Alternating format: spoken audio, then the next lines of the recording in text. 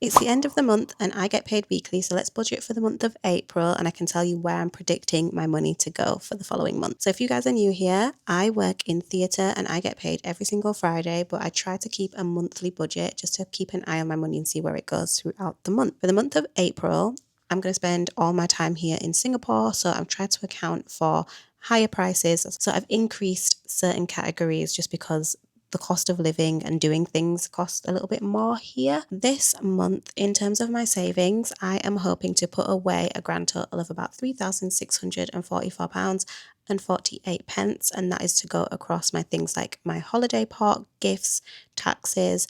I'm also saving towards like my nephew's 21st birthday. So one nephew has just had his 21st and I'm now saving towards the other nephew's 21st. So I'm about a year and a bit ahead of that.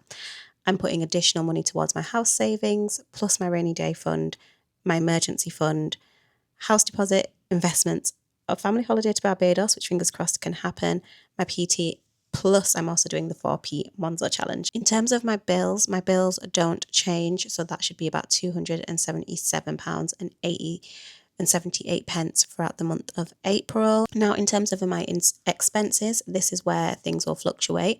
Now, because obviously I am not at home, nor or anything like that, things like my food shop and petrol aren't getting anything towards that this month, but things like Uber is getting like £100 and eating out is getting about £400 in a budget.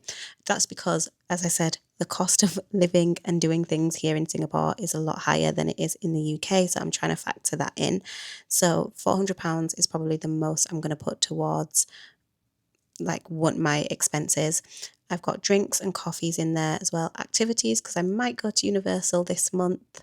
I might put it off. Well, can I put it off to next month? Maybe I could, but I'm going to see if I'm going to go to Universal this month. I'm also on the lookout for some new trainers this month as well, and also a new charm for my Pandora, and then just of little bits and bats of money for like personal care items like toothpaste, shampoo, that kind of thing. A birthday, and I've just ordered a gift as well for my friend who's just had a new baby. So that'll be coming your way, Sarah. And then also I gave my nephew £1,000 towards his 21st birthday, but I saved for that. So I've just pulled that from a sinking fund. So once I have done all of that, I should actually be left with about £165 and 44 pence. So we shall see exactly what happens with that.